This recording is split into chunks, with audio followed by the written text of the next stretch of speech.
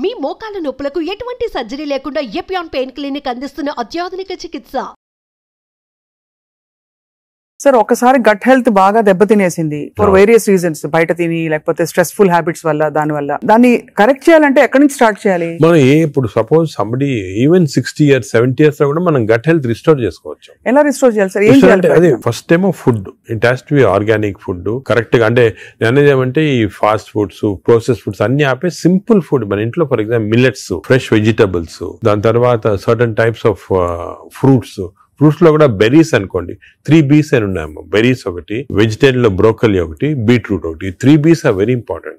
Berries daily ఒక cup of berries తింటే that itself will restore health. Great sir. Blueberry, berries, broccoli, beetroot, 3 B's అంటాం. ఆ 3 B's are very good food habits లో. Yogurt, మంచి yogurt తింటాం, healthy yogurt తింటాము. దాని తర్వాత నట్స్ లో కూడా అన్ని నట్స్ మంచిది కాదు. అది నట్స్ లో బెస్ట్ ఈజ్ వాల్నట్స్. అదే విధంగా సెకండ్ ఈజ్ ఆల్మండ్స్. ఇవి 2 ఆర్ గుడ్. పిస్తా అంత మంచిది కాదు, హై ఫ్యాట్ కదా సార్. హై ఫ్యాట్ పిస్తా. సేమ్ థింగ్ క్యాష్యూస్ కూడా సేమ్. అందులో నేతిలో వేయించి ప్రోటీన్ తిన్నాం అనుకోండి, అది again you're taking back. So అవి ఫ్రైడ్ క్యాష్యూస్ అవన్నీ కూడా అవాయిడ్ చేయాల్సింది. ఇలాగా హెల్తీ ఫుడ్ తోటి we can make lot of difference. Plus non vegetarian fish is very good. Fish తినే వాళ్ళకి ఫిష్ మంచిది. ఫిష్ కూడా అన్ఫార్చునేట్లీ ఈ మధ్యన కొంచెం ప్లాస్టిక్స్ వచ్చేస్తున్నాయి ఫిష్ లో. ఈ సీ లో ప్లాస్టిక్స్ వేసి రివర్స్ లో వాళ్ళకి మైక్రో ప్లాస్టిక్స్. ఈ microplastics and other future thing we have to concentrate. Society pollution, processed food, microplastics, these are called the 3 evils. ఈ 3 evils వల్ల మనం అన్ఫార్చునేట్లీ ఎంత హెల్త్ మెయింటైన్ చేయాలంటే కూడా మన society is not giving us the opportunity. అంటే బయటకు వెళ్తే సార్, ఇవాళ హైదరాబాద్ లో ఎన్ని రెస్టారెంట్స్ ఉన్నాయి సార్, ఇంకా అపిటైట్ ఉంది. రాత్రి 11:30కి వెళ్తే కూడా ఇంకా బజింగ్. అసలు అందరూ ఎంత తింటున్నారు అంటే నేను రెస్టారెంట్స్ బ్లేమ్ చేయను. రెస్టారెంట్స్ లో హెల్తీ ఫుడ్ కుక్ చేస్తే వాడడం మంచిదే, కానీ షార్ట్ కట్స్ తీసుకొని కుకింగ్ ఆయిల్ మళ్ళా యూజ్ చేయటము, అదే విధంగా ప్రాసెస్ ఫుడ్ దాంట్లో యూజ్ చేయటము, కలరింగ్ ఏజెంట్స్ యూజ్ చేయటం, అది చేస్తే they are not very good. ఇప్పుడు తందూరి చికెన్ అని బాగా మంచి రెడ్ కలర్ వేస్తారు, that is not again good. It's bad for health. అంటే red colour colouring agents, preserving agents are not good. ఇదొక aspect. Second aspect gut health again not realised is physical activity. చాలా important. మీరు అనొచ్చు physical activity gut కి సంబంధం ఉంది. The gut is constantly reacting, liver is constantly reacting physical activity. మనకి daily standard 150 hours per week. 150 hours per week physical activity liver కి మంచిది. It has shown repeated గా 150 hours per week చేస్తే liver fat slow కరిగిపోతుంది. 150 hours a week అంటే 7 days లో 150 hours అంటే రోజుకు సుమారు 20 minutes per day. Okay, 150 అంటే 1.5 hours per 1.5 hours, 30 minutes per day for 5 days. Okay, 30 into 5 150 minutes అయితే 150 minutes per week సరిపోతుంది. అండ్ డైలీ చేయకపోవచ్చు, కొంతమంది వీక్ లో 2 సార్లు 3 సార్లు అలా చేయగలుగుతారు.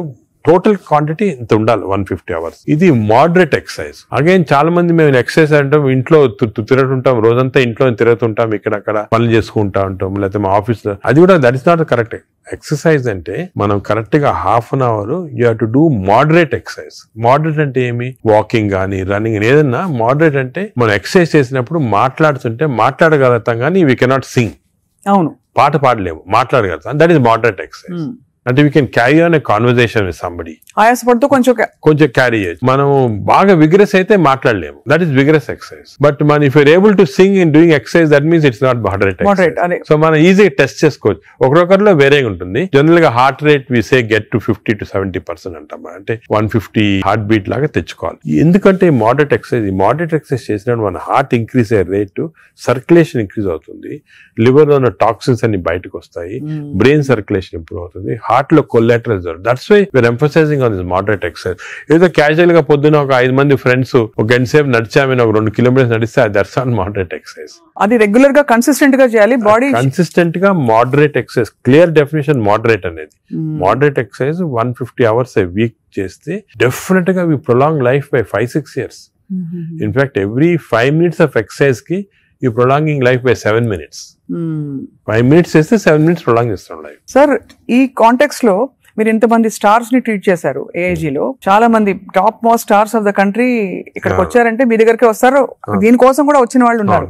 వాళ్ళలో మీరు నోటీస్ చేసిన హెల్దీ హ్యాబిట్స్ ఏంటి సార్? అమితాబ్ బచ్చన్ గారు చాలా మంది వచ్చారు కదా సార్. చాలా నేను నోటీస్ చేసానంటే, ఒకటి ఓల్డ్ స్టార్స్, కొత్త స్టార్స్. వాళ్ళని కూడా ఓల్డ్ స్టార్స్ కూడా చాలా మందిని ఐ టు ట్రీట్. అండ్ ఇప్పుడు కూడా కొంతమంది వస్తుంటారు. Old stars, new stars difference ఏమంటే, ఈ కొత్త generation they are very health conscious.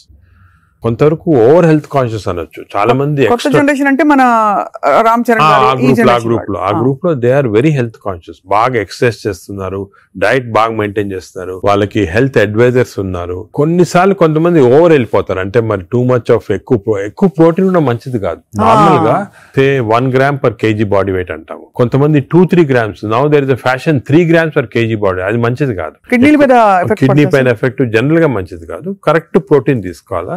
ఈ కొత్త స్టార్స్ ఏమైనా they are going very balanced. వాళ్ళ ఎక్సర్సైజ్ ప్యాటర్న్ గానీ డయట్ గానీ, అంటే they are conscious that their should look good for people to see them అని చాలా బాగా చేస్తారు. In fact they are the healthiest people. ఇప్పుడు they are very restricted in their alcohol intake గానీ, దాంట్లో కూడా చాలా రిస్ట్రిక్టెడ్ గా చాలా కేర్ఫుల్ గా వెళ్తున్నారు. పూర్వకాలం అంత ఉండేది కాదు, కొంతమంది ఎక్స్ట్రీమ్స్ కి వెళ్ళిపోయేవాళ్ళు ఇంట్లో, అండ్ వాళ్ళు పెద్ద ఎక్సర్సైజ్ అది ఉండేది కాదు అంతా.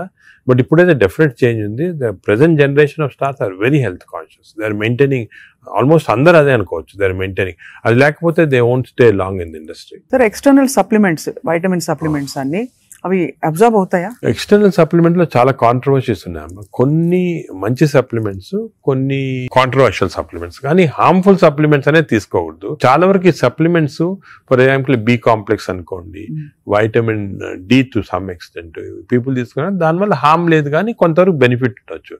ఫర్ ఎగ్జాంపుల్ ఇయర్లీ మీరు 3 times a year ఒక 2 months వైటమిన్ D తీసుకున్నారు అనుకోండి, సండే అలాగా, దట్ ఇస్ ఓకే. ఎందుకంటే మన అందరిలో వైటమిన్ డిఫిషియన్సీ ఉంటుంది. అదే B12 ఫోలిక్ యాసిడ్, ఈ రెండు కూడా డిఫిషియన్సీ, ఎస్పెషల్లీ వెజిటేరియన్ లో B12 ఫోలిక్ యాసిడ్ రెండు డిఫిషియన్సీ ఉంటుంది. అది తీసుకున్న హార్మ్ ఏం లేదు. ఒకవేళ అది ఎక్సెస్ అయినా కూడా యూరిన్ లో పాస్ అయిపోతుంది.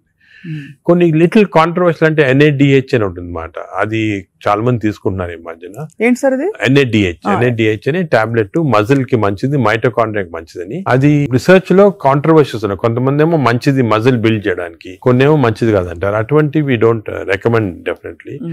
But some things like curcumin అనుకోండి, అంటే మనం ఫుడ్ లోనే వచ్చేస్తుంది కర్క్యూమిన్, అది మంచిది తీసుకోవటము. వైటమిన్ K అని ఉంది ఒకటి, వైటమిన్ K, అది వైటమిన్ K2 కొత్తగా వచ్చింది, అది కూడా కొంచెం కాంట్రవర్షియల్. అలాగా చాలా సప్లిమెంట్స్ వస్తున్నాయి. నేను అనుకునేది natural food, correct amount of protein, that is very important. తీసుకుంటే సప్లిమెంట్స్ పెద్ద అవసరం. అంటే మనకి సోర్సెస్ సార్, ఇప్పుడు ఒక చిన్న ప్రాబ్లం సొసైటీకి ఉండే ప్రాబ్లం, వెజిటేబుల్స్ పెస్టిసైడ్స్ వేసేస్తారని, ఎక్కడ పండిస్తున్నారు, పటాన్ చెరువు దగ్గర అని నీళ్లు వచ్చేస్తాయి, మురుగు నీళ్లు దానిలో పండిస్తున్నారంటారు.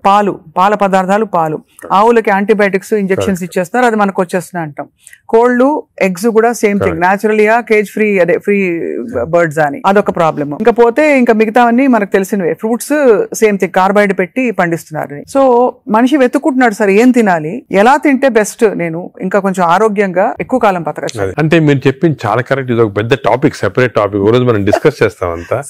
హౌ టు మనకి సొసైటీలో అన్ఫార్చునేట్లీ ఇప్పుడు ఎస్పెషల్లీ సిటీస్ లో, ఈ ఊర్లలో అంత ఎక్కువ లేదు, సిటీస్ లో ఎక్కువ ప్రాబ్లం ఏమంటే ఈ contamination of food of various types, eggs నిచ్చి, మిల్క్ నిచ్చి, వెజిటబుల్స్ నిచ్చి, అన్ని దాంట్లో ఇట్స్ కమింగ్.